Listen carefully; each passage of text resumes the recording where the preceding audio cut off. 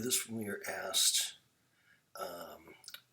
they used f of x and z. I think I am going to use for this example x and y, just to make it a little bit easier, because I'm going to show a graph here in a second, and it will be more comfortable if I call that x than if I call it z.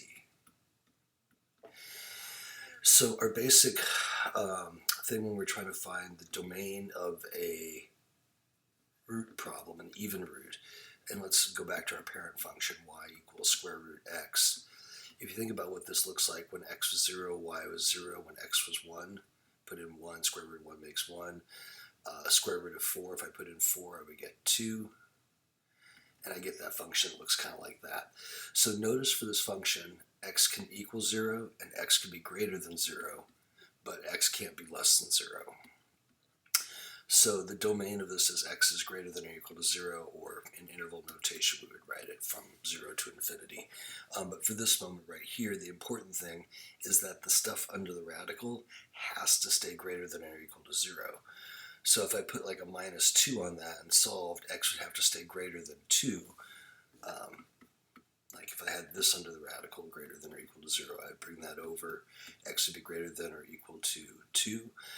And if you think of what that function would look like, right, that's this shape that's been shifted 2 to the right.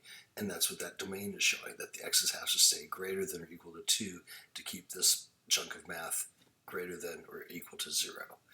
So this is a little funky. If we go to solve it, x squared plus 8 is greater than or equal to 0. It does weird things. It comes out where I have a squared is greater than a negative number, which that is always true, right? When is something squared bigger than negative 8? There's no number I can put in for this x squared to make it come out less than negative 8. If I kept solving, it would come out even stranger. I'm getting imaginary solutions, which tells me I'm no longer working this as a domain problem. I've run into like an exception. But if we just think of when is x squared greater than negative 8, always is the answer. If we think of this function right here, like what does x squared plus 8 look like when we graph it? It would be our U-shaped parabola moved up to 8. And that is never ever negative. There's no value of x that I can plug into that makes that parabola come out underneath the axis, so as with a negative y value. So what that means is the domain for this is all real. And so we would go negative infinity to infinity. I bet if I'm going to do that real quick. Do this and Desmos.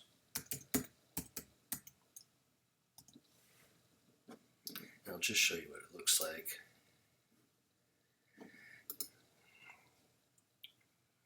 Let's see, y equals